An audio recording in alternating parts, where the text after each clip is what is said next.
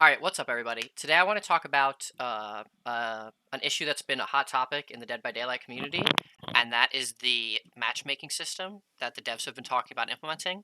So, uh, essentially, they're just saying that they want to release a hidden skill rating for matchmaking, and they're very vague about it. They just say, when you do well, it increases, and when you do poorly, it decreases.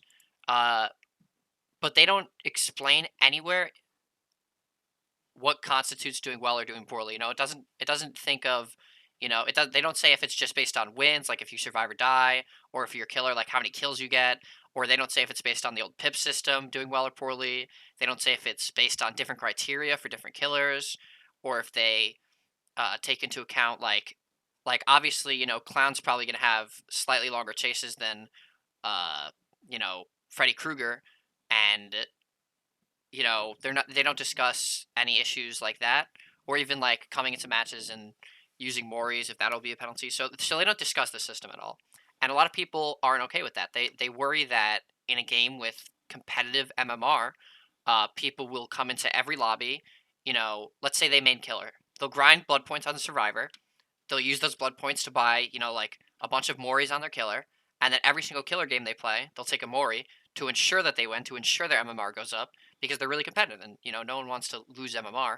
So people are worried about what the high end of the system will look like, and just the fact that it's hidden and not you can't see what's happening in the system is concerning a lot of people.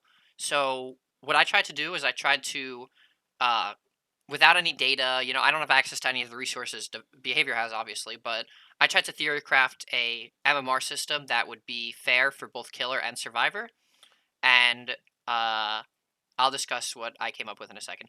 Two more things to keep in mind is they do have some really, really nice things going on when it comes to matchmaking. They're implementing something called batch matchmaking, which basically just takes a big chunk of players and just says like obviously like we can't make the ideal lobby, but let's take the best killer and put him with the four best survivors. Take the second best killer and put him with the you know fifth, sixth, seventh, and eighth best survivor, like etc. And that'll be that batch, and just whatever it comes out to is good enough, and it'll be a lot faster. So batch matchmaking is something I'm looking forward to. There's a few other things that are nice in here, but the real thing that people are concerned about is the how the matchmaking is going to be balanced, and that's what we'll focus on today. So my proposition is asymmetrical MMR, and obviously it's an asymmetrical game, so you have people being measured on completely different things, but the goal of this system is to make sure that there's a correlation between the killer's MMR and the survivor's MMR. For example, whatever the criteria is for winning, a survivor with 500 MMR should have about this like a 50% chance of winning against a killer with 500 MMR. Um, and obviously, you have a few survivors in the lobby, so it's probably based around their average MMR. Although obviously, if you have like an 800, 800, 800 MMR survivor, and then like a 100 MMR survivor who's like really low MMR, that could hurt the lobby as a whole. The average might not account for the fact that one player is just going to feed and it's just going to be a 3v1.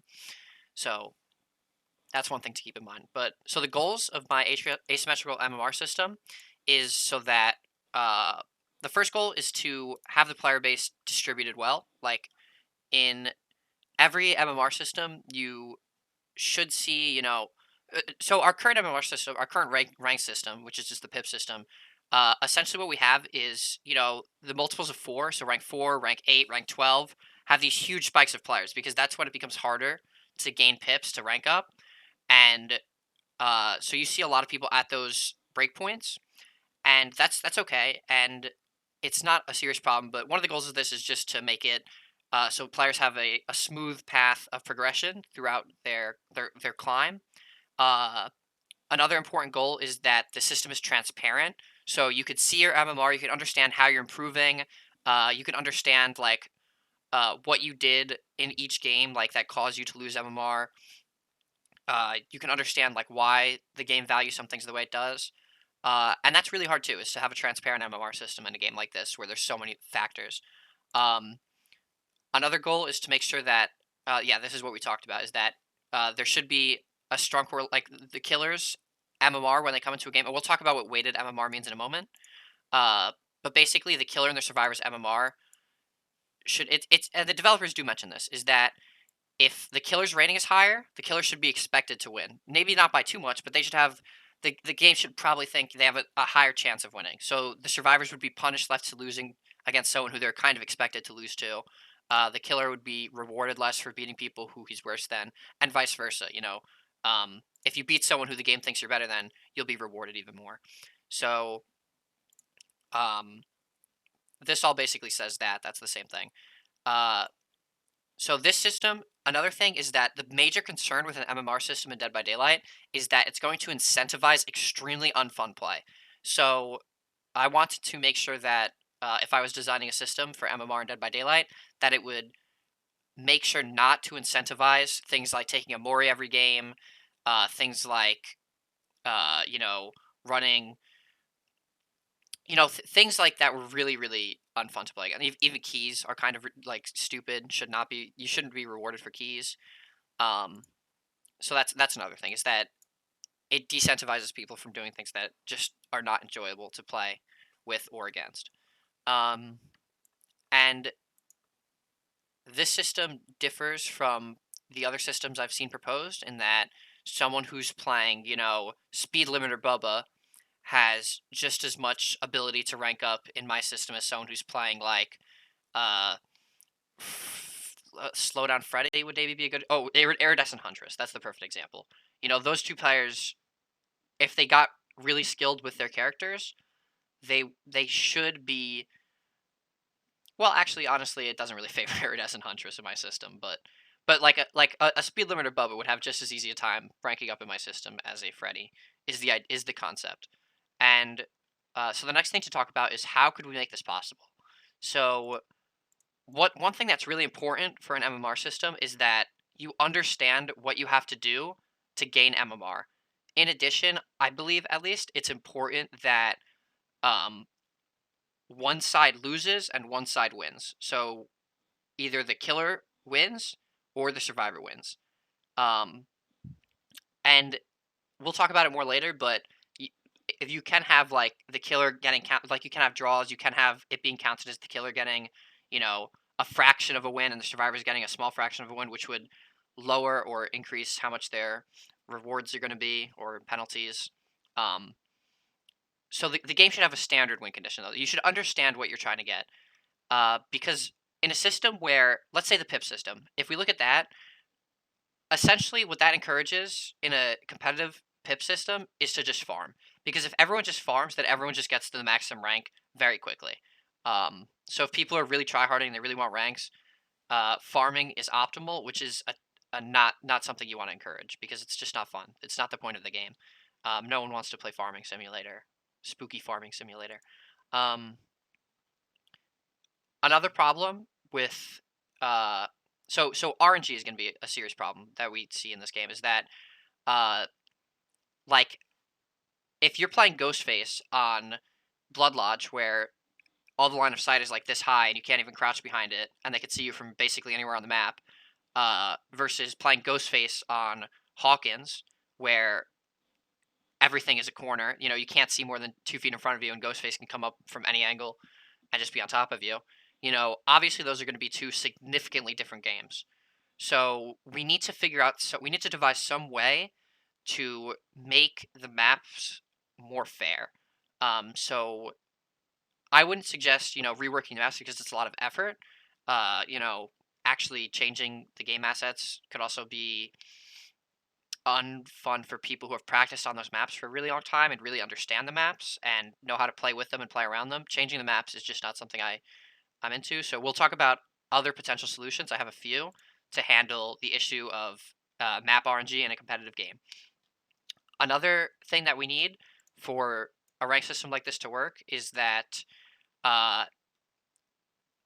so we don't need this, but this is my solution, is that let's say you're a killer, and okay, let's say MMR is on 1,000 point scale. So 1,000 point, the best player in the game is 1,000 points, the worst player in the game is 0 points.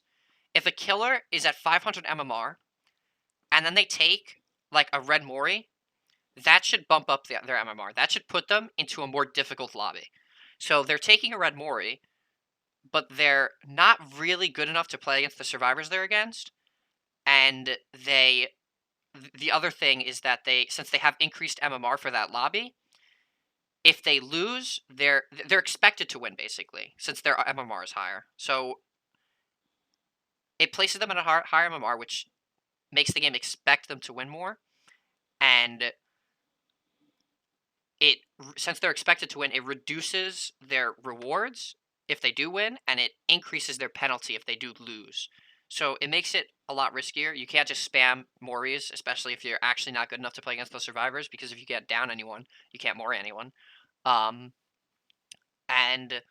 to a degree, the vice versa is also applicable. So if you're taking, you know, like speed limiter Bubba with and you're burning like fog or something so you can't see, and like everyone could see, like I'm just saying that might reduce your MMR. So maybe you're like a 500 MMR killer, but speed limiter Bubba is really weak, and like he essentially doesn't have a power, like at all. Maybe he can break pallets slightly faster than some people in some conditions. Would be speed limiter Bubba's power. But that should playing that character, that might put you into a lower MMR pool. So if you're like a 500 MMR player, you're average. Maybe since you're playing Speed Limiter Bubba, you go against some easier players. And if you do win, then maybe your rewards are increased slightly. And if you lose, you would lose slightly less because you're playing such a weak build compared to the players you're playing with. And then So this system is already, what I've explained, is already insanely complex. We're talking about weighting every add-on. We're talking about weighting, certain killers potentially. We're talking about weighting, if we talk about maps, maybe we end up weighting the maps to the MMR system. So if you come in on Blood Lodge as Ghostface, you aren't penalized as much for losing as if you come on like Hawkins. And this gets insane. This gets like multiplied to this gets exponentiated if we also weight all the survivor perks. So the survivors run fairly standard builds in from what I've seen, and honestly, I think bar time is healthy for the game. I don't think bar time is an issue. I think decisive strike is a little strong right now, but I think it can be in a state where it's healthy for the game. I think unbreakable is good. It did not like it. You can't just slug every game because people are going to have unbreakable. So I think weighting these survivor perks isn't favorable for the system. It adds complexity, and I don't think it does much to actually benefit the matchmaking or the MMR system. However, keys become a serious issue in this because if it's a rank system, survivors are going to be taking keys every single game, and the most amount of kills you really should get in any game if survivors have a key is 2. Because once you get 2 kills, they only let's say they do they start the game and they do 2 gens while you're doing your first keys are really hard to play around as killer. There's not much maybe you could say, oh, let me tunnel the guy with the key, but then someone else just picks up his key, or you could see the key in the lobby and you take Franklin's and you time it so that you hit the key underneath a pallet, and then while he's vaulting a pallet, and then the key drops under the pallet, and then you never break that pallet all game. And there's ways to play around keys, but I don't think it should be allowed in a ranked system. I don't think keys should be allowed in a ranked system. Honestly, I don't even think Red Mori should be allowed in a ranked system, but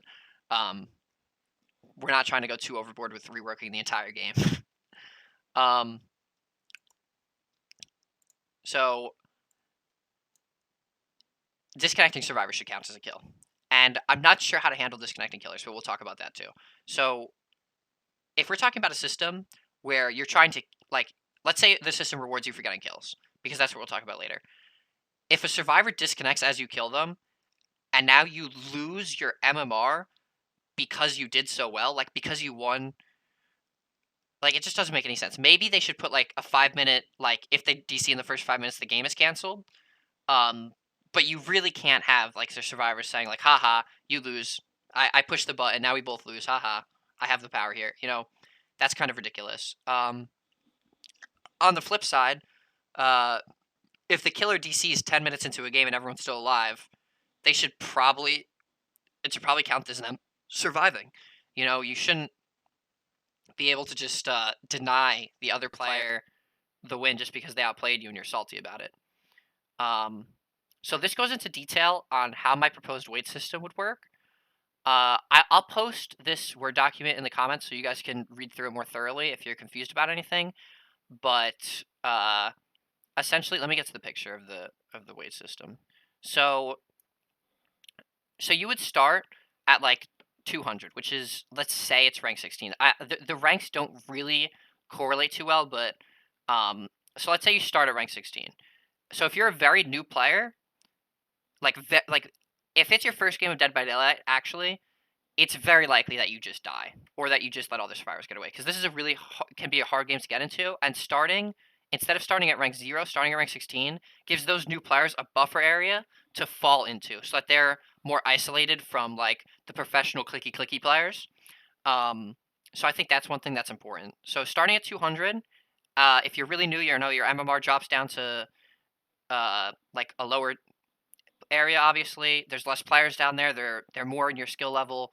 It makes the game more easy to learn when you're playing against other players who are around your skill level.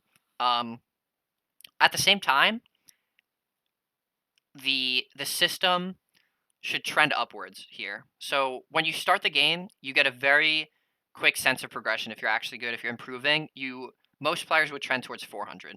And this is really easy to work out in an MMR system, because all you have to do is make it so that the penalties aren't as severe as the gains for both killer and survivor at all these tiers below where you want the curve to be. So as long as you make the game slightly more rewarding, people will trend upwards and people will quickly progress. So once you get over here, you see these colored things, and this is talking about weight. So weight is the idea that if you take, if you're playing Freddy and you take, double add-ons that make everyone asleep and someone can't wake up, and, or even just everyone starts to sleep, and then the chains that slow everything down and multiply based on the amount of people who are sleeping. If you take really strong things like that, the weight system is going to move your MMR up. So if you're a rank 800 killer and you queue in with those insane add-ons, you're going to be queued into rank 1000 lobbies. So you're going to be queued higher, which means that the maximum you can queue into with is if you're a max rank killer. And in my system, the cap for weight is 200, and the max reduction is 200. So the max your MMR could be is 1,200, which would basically mean that if you queued into a lobby with 1,200, the max the survivors could be is 1,000. So you are expected to just destroy them, and when you don't, it's going to really tank your MMR. But so let's talk more about. Okay, so really fast is that if you're playing with this weighted system, you're not going to be able to pass 800 MMR effectively if you're using really powerful things. The reason for this is that you're going to get queued in.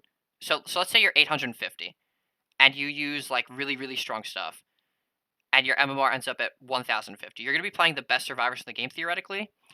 And even if you do, and your rewards are going to be meaningless, you're going to get like, ideally in this system, like your survivor lobby would probably be like a 950 average.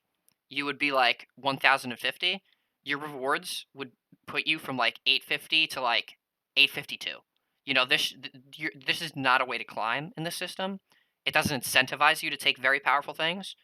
On the flip side, if you're at 800 and you take very weak things, like you take Clown, who really can't perform in an MMR system that doesn't favor him. So Clown would maybe give you a little negative. So you're 800, you take Clown, now you're being queued in a 750 because it's giving you a little bit of a leeway. You're going to be against slightly worse survivors. The games are going to be a little easier. Your rewards are going to be a little more fair. And then you take like no add-ons. So, the game's going to expect you to have add-ons. If you take no add-ons, maybe it gives you another little buffer, a little bit more leeway. So now you'd be queued into 700 lobbies. And, these games are going to be a lot more chill. You're going to be Clown. You're going to be able to do acceptably well. It's going to be like playing against purple ranks. They're definitely going to be losable games because there's still going to be, a population of survivors trying to climb up to this higher rank who are trying to do well, but just don't know, the mechanics as well. And Clown can play around that, Clown. But these guys up here, these players past like 950, Clown is not going to be able to handle them at all. So that's why Clown needs these buffers. But maybe, if you're a 1,000 ranked player and you got there playing Clown because of these bonuses, maybe you can play these players. And there is a way for Clown to keep climbing and get up to this actual MMR of this, and then take Clown. Maybe you go down to like 950, but you're still queued into the highest tier of lobbies because there's such a small population there that the distribution would work out well. So yeah, that's an explanation of weight, and basically this whole thing is just speculating specific weights for some things. So like playing Nurse, anyone who's seen a Dead by Daylight like tournament sees that it's just Nurse Simulator. You're just gonna have 50 nurses with only detection perks trying to just find people as quickly as possible while the gens are popping like beep beep beep beep. You know, like there's still mind games for Nurse, but she's obviously very strong in a competitive setting, so she would probably have the largest penalty. I put Spirit up here too, but I think Spirit with the nerfs is actually not as severe. But basically, this is all just speculating those weights that we were just discussing. I don't think my speculations have that much merit, if I'm being honest, just because I don't have access to any kind of data regarding how things affect, even like kills, pips, win rates, etc. So if you want, I'll leave this document in the comments or in the description, and you could check out my ideas for the weight system. But it's really not worth a lengthy explanation. So one of the problems we discussed is that the game as it is right now doesn't have a win condition where one side wins and the other side loses. I think there's some very easy ways to fix this. So my proposed win condition would be that each survivor that you kill counts as 25% of a win for the killer. So if you kill 2, it's a draw. If you kill 4, it's you did the whole thing, you won. And that is how most players who are just playing for fun, that's how most people gauge their success. Is I really feel I watch a lot of content, and even my own games, I don't feel like anyone considers the pip system for killer as whether or not they won. I think this is more of the feel they get, is that, oh, I killed half the players? Yeah, I'll say that's half a win. I killed 4 players? Yeah, that's definitely a win. That's what I'm going for. Which means that, like, let's say you got 3 kills, so you got 75% of a win. So you would get rewarded. So if you got 75% of the win, that would be the same as, like, if you, let's say you got 75% of a win 4 games in a row. That would be, you would get the same rewards from that as if you got a win, like 100% of win, 100% of win, 100% win, and then a loss, like 0 people killed. So that's the idea of it. I think that's pretty understandable, so we won't go into that too much more. Letting people bleed out is the one thing that really should not count as a kill. Honestly, you might want to add Moris to this also. So, like, you could take an easier game. If you Mori someone, you get an easier game because there's only 3 survivors, but the most you could win would be 75. It's not something I wrote down because I think it's a little too drastic maybe, but some people, I mean, there's an argument to just take Moris out of competitive at all, but slugging isn't going to go anywhere. This is a core game mechanic that is really fun, honestly, and must exist. The only problem with it is going to be if people are camping for bleed out. So if people do bleed out, that should not count as a kill for the killer, because just walking around, bleeding people out is like a preposterous way to play. As for the survivor, it's pretty much the same. So each survivor alive counts as only 20% of a win. Your survival counts as an extra 20% in this system, meaning that if you this, because this system doesn't have like an altruism, medal or whatever, it needs a way to incentivize altruism while also prioritizing your own survival. One of my problems with the pip system for Survivor is that the Unbroken medal, the difference between surviving a game and not surviving a game when it comes to pipping, is usually one itsy bitsy little tick on the Unbroken medal, because you're always going to get silver Unbroken, and you're very, very rarely going to get red Unbroken, unless you're like a serious blendette. like even just going for like normal plays will get you lose you red unbroken. Like so almost always surviving a match will just count as one tiny sliver of the pip system, and I think that's a negative. The purpose of this game as survivor is to survive. It's in the name of your role. So your own survival counts as an extra 20%. This means that if your whole team dies but you survive, it's still a loss. You know, you let your whole team die, but it's only 40% of a loss because one of your teammates got out, that's you. And the additional 20% from your own survival gives you 40%. That's nearly a draw with just you getting out by yourself. Um, this also means the vice versa. This means that, you know, you get your whole team out, but you die. You get a win. You know, it's 60% of a win, but you died. You didn't really win if you died. You know, so like the point of the game is to survive. So this incentivizes you to, you know, get your teammates out, do well in general, do the objectives, like help your team, but it also heavily incentivizes you to make sure that you're the one who gets out at the end, as well as many of your teammates as you can. Um, because of this system, where taking the trapdoor out doesn't really count as like a full win, and in addition, you know, the killer still gets a pretty sizable win if he kills 3. In this case, I think it's fine that the trapdoor still counts as a door. There are arguments against trapdoor, as with anything, but I think without keys in the game, I think trapdoor is fully acceptable the way it is with endgame collapse and all those systems. We talked about some killer DC issues previously, so I won't go into that again. I have 2 ideas for how to handle map RNG.